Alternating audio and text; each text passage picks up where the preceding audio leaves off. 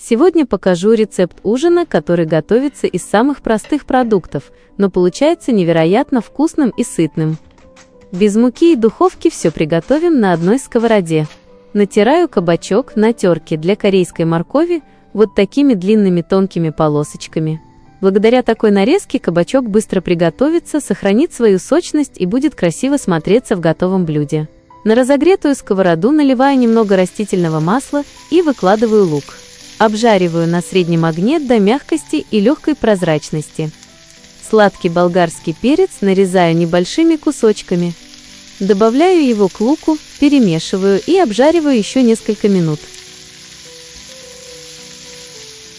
Теперь отправляю на сковороду подготовленный кабачок. Хорошо перемешиваю овощи и готовлю совсем недолго, чтобы кабачок не успел превратиться в кашу. В отдельную миску разбиваю 4 яйца. Добавляю соль по вкусу, немного черного перца и куркуму для красивого золотистого цвета.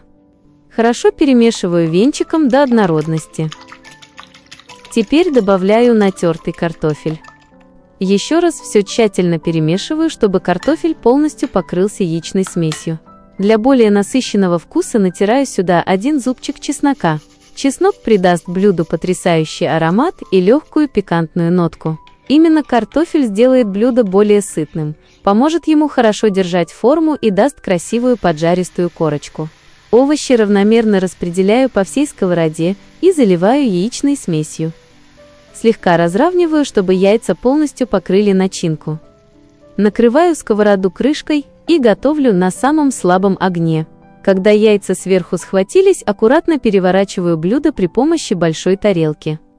Возвращаю его на сковороду и готовлю вторую сторону еще несколько минут. Посмотрите, какая аппетитная золотистая корочка получилась. Внутри блюдо остается нежным, сочным и очень ароматным. Простой рецепт из доступных продуктов без муки и духовки.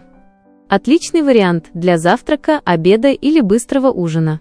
Обязательно попробуйте и напишите в комментариях, готовили ли вы кабачок таким способом.